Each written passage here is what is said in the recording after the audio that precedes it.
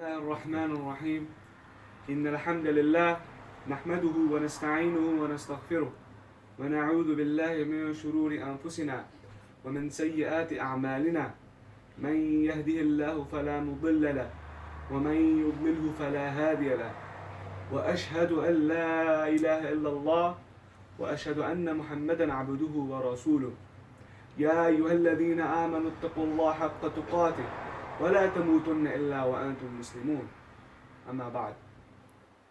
My dear brothers and sisters, in today's khutbah I want to discuss, actually in the first half, how Musa alayhi salam's story and dua can inspire us as Muslims to also connect with Allah subhanahu wa ta'ala and make dua.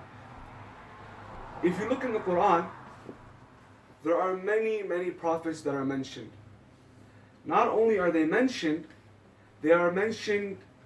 as storytelling, but if you look at every prophet that is mentioned and their story that is mentioned, there is at least one common feature between the storytelling, and that is the power of dua.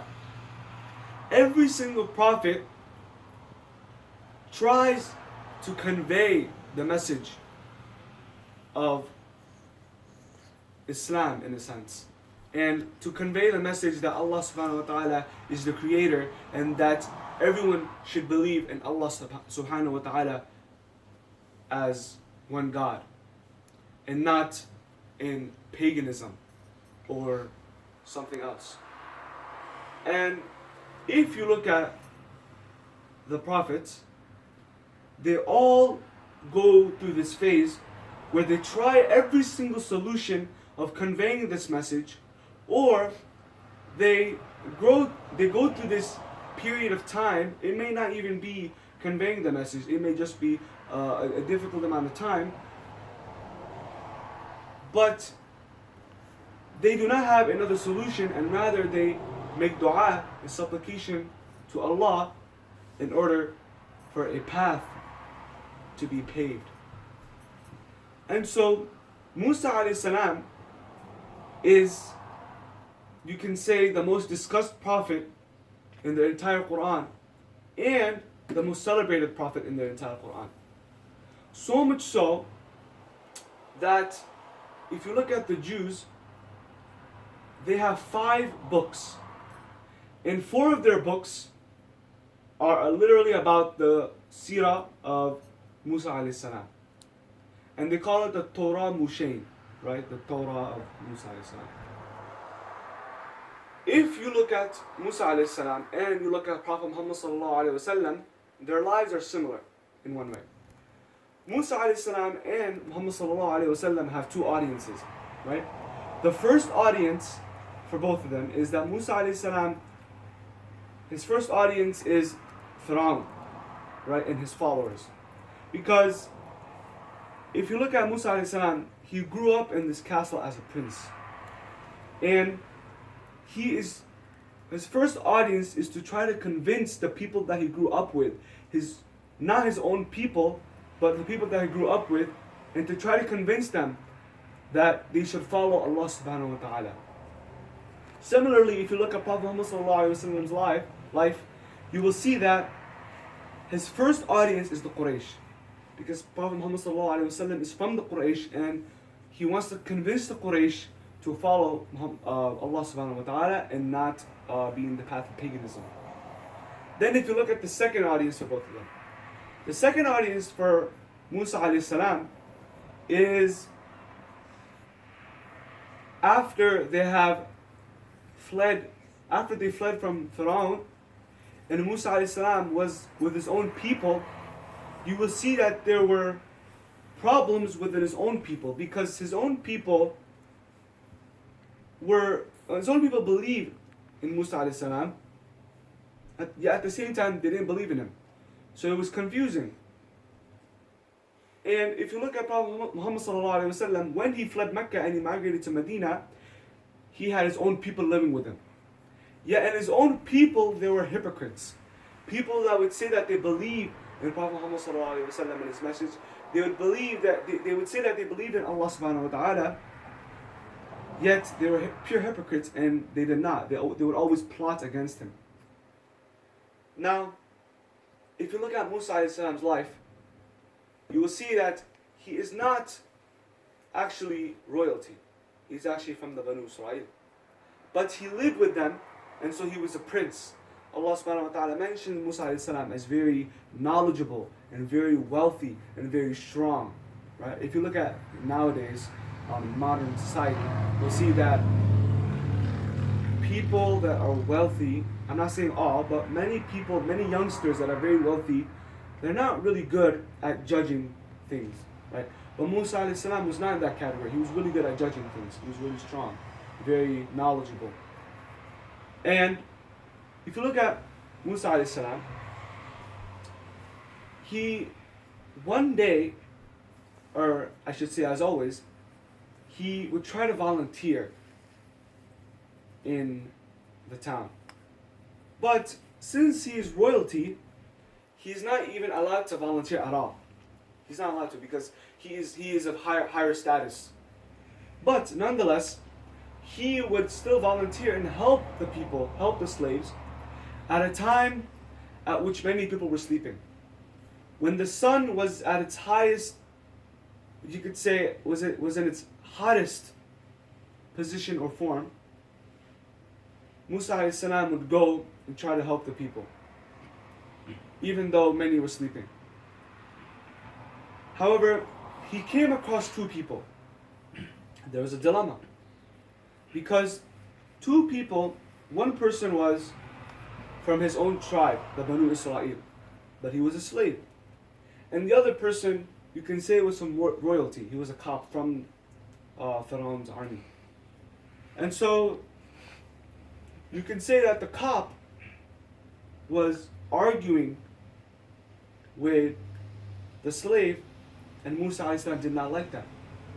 So Musa alayhi salam punched that cop, and within an instance he had died.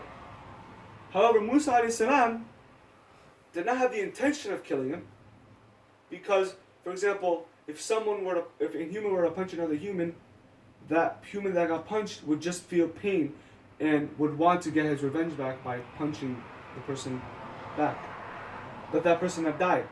And so, if you look at it, if a slave were to object against the cop of that time, that would have been a big issue, right? Because no slave was to object against the cop. And a slave would probably be punished in some way, shape, or form. However, Musa alayhi salam was a different story. Musa alayhi salam was from royalty. And so, first of all, Musa alayhi salam was not even allowed to go outside the palace since he was royalty. And second of all, he had literally killed, you can say, one of his own people. Because he was royalty, he had killed a cop that was working for them. So he had no other choice but to flee. He had no other choice but to escape.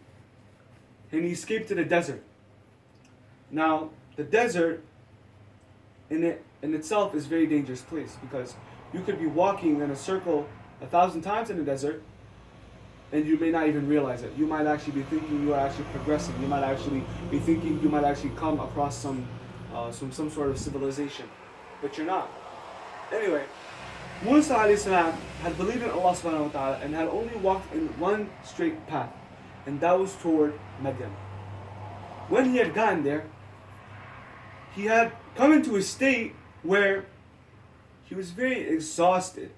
He was very dehydrated. He had come to a point where he just couldn't handle it anymore. And so he had found water in this deserted place, and so he started sipping from this water. But he had seen there were two women that were pulling their flock of animals away from the water.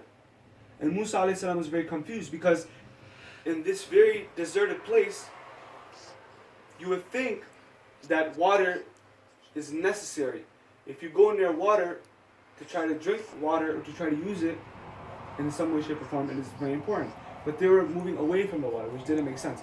So he had asked these two women why they are trying to pull their flock of sheep away from the water. And so they said that there are men that are very, we're not going to go through the whole story, but if you put it in simple terms, basically the women were trying to say that the men were very inappropriate and they wouldn't let them,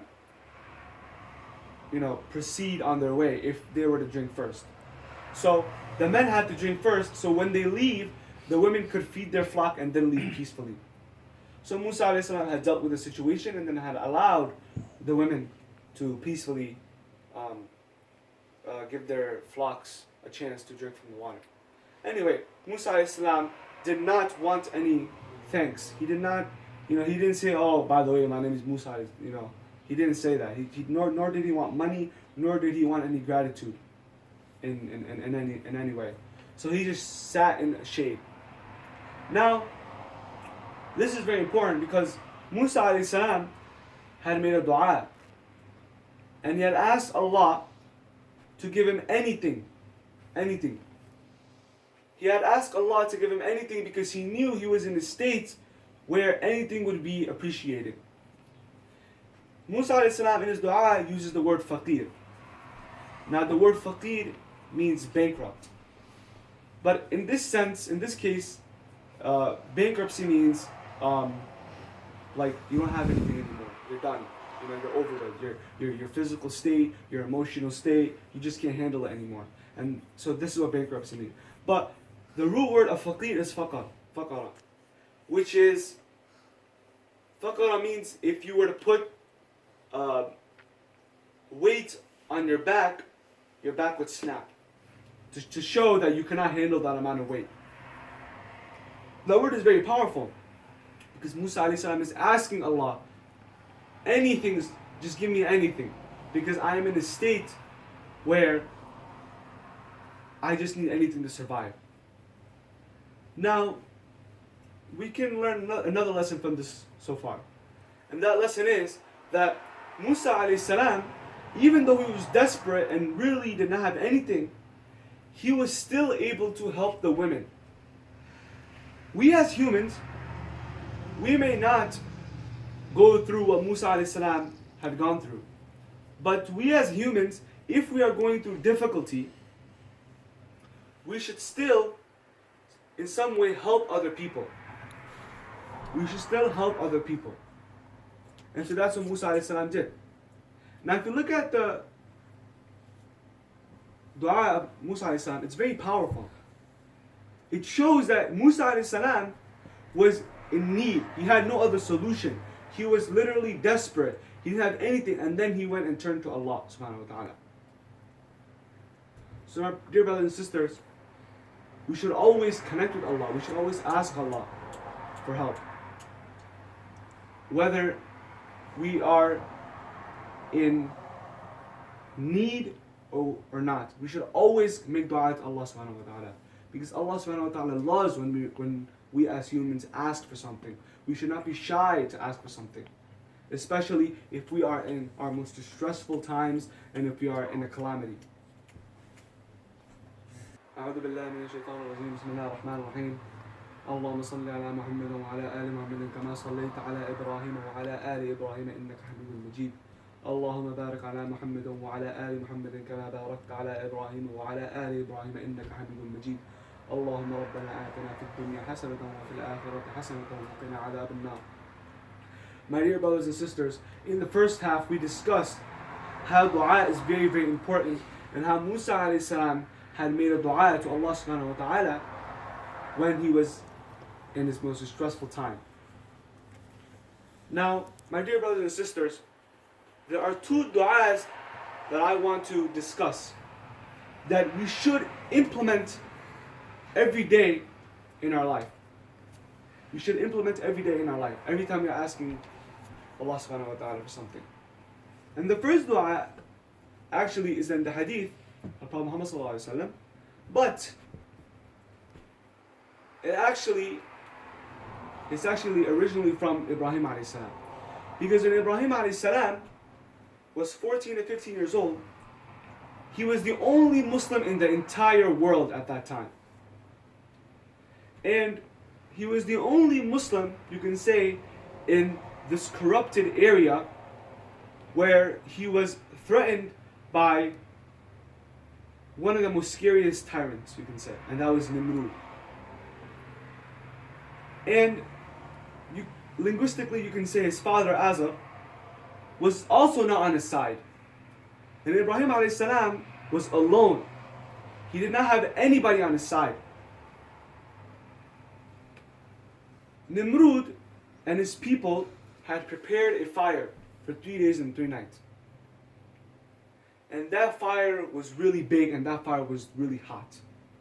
But Ibrahim alayhi salam believed in Allah subhanahu wa ta'ala and had asked Allah subhanahu wa ta'ala before he had entered the fire and had made the dua, Hasbi Allahu wa ni'mal wakeel.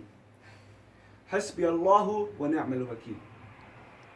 This dua is very important because Hasbi Allah means, oh Allah, I only rely on you. Oh Allah, only you can save me. Oh Allah, only you can help me. Hasbi Allah is very, very powerful. And wa ni'mal wakeel means you are the most beautiful protector. Now, if you look at the word wakeel, if you look at in many languages, the word wakeel means lawyer. And so when you hire the best lawyer for your case, you don't even need to worry about defending yourself because you could just sit down and the lawyer will do the job for you. It's the same scenario, it's the same situation. Ibrahim alayhi salam, he didn't really need to do anything.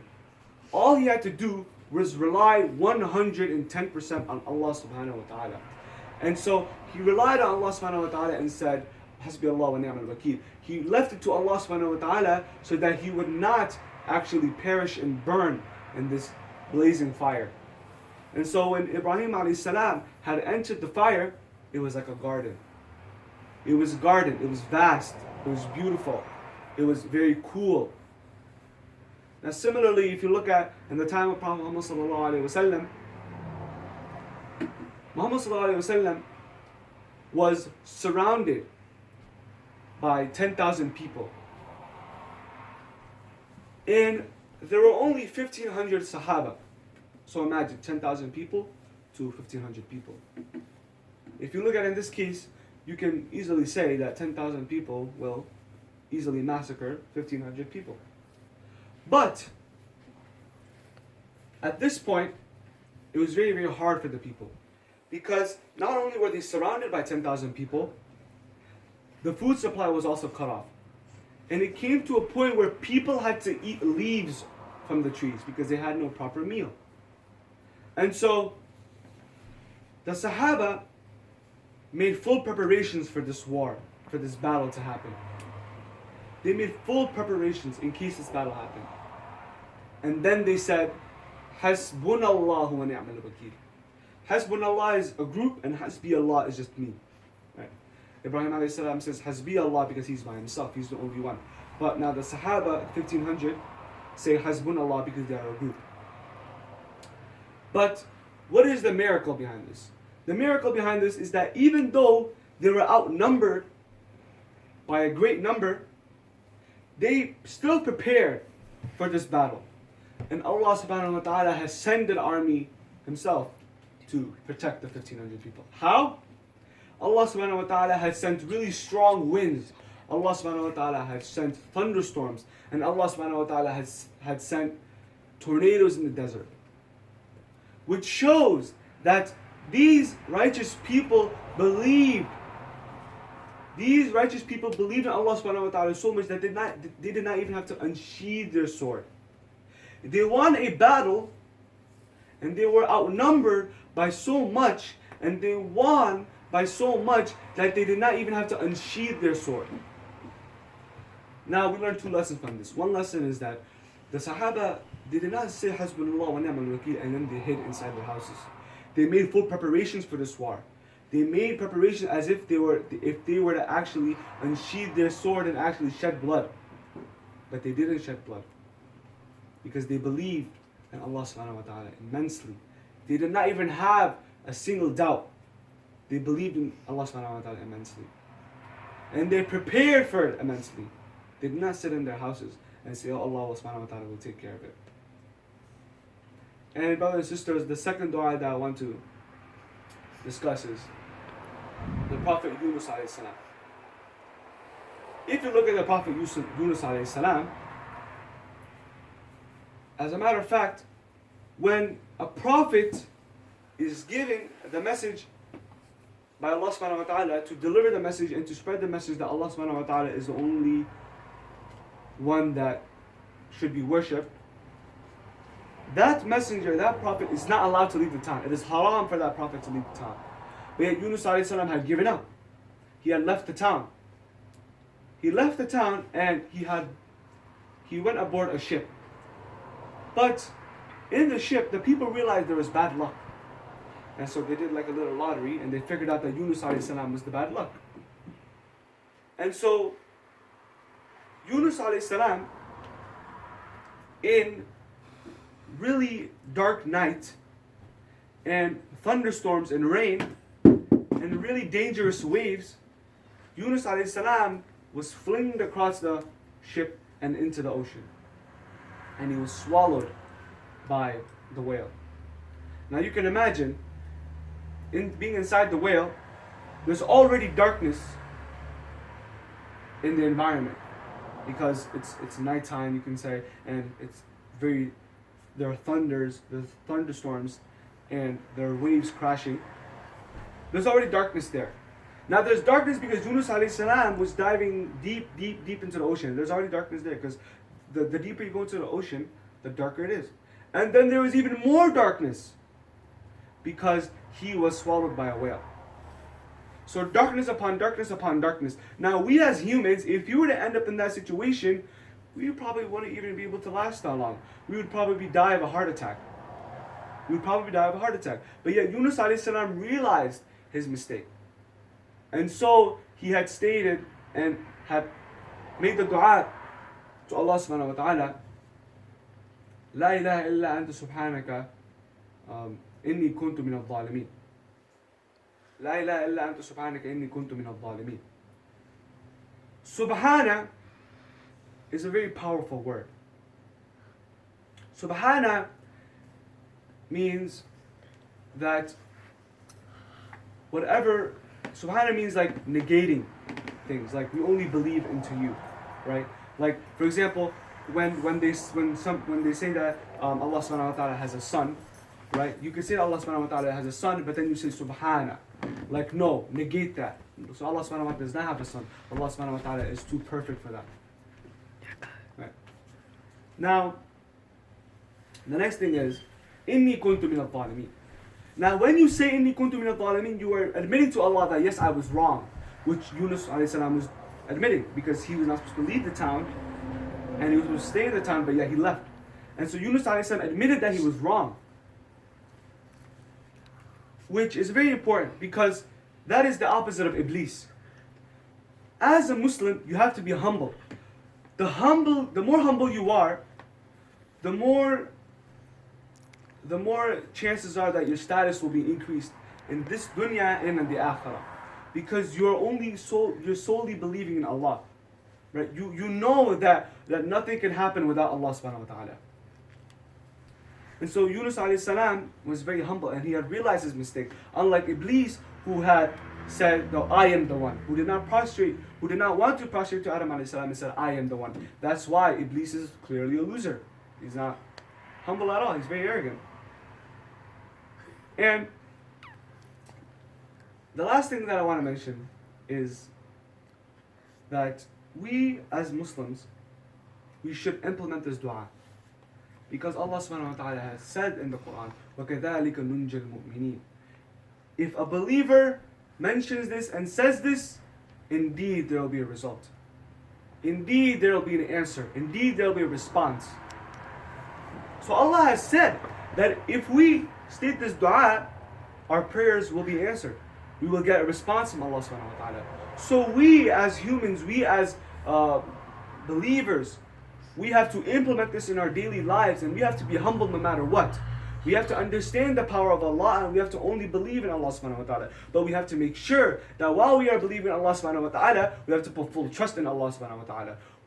We have to also prepare ourselves. We cannot just sit down, lay down on the couch and say, yeah, Allah will do for me. I'll just say the dua Allah. No. You have to do it yourself. You have to take full precaution and measure yourself so that Allah subhanahu wa ta'ala realizes that you are doing what you have to do and you are depending on Allah subhanahu wa ta'ala. So my dear brothers and sisters, we should implement this in our dua if we want our dua to be accepted. عباد الله إن الله يأمر بالعدل والإحسان وإيتاء ذي القربى وينهى عن الفحشاء والمنكر والبغي يعظكم لعلكم تذكرون اذكروا الله العظيم يذكركم واشكروه يزدكم ولذكر الله أكبر وأقم الصلاة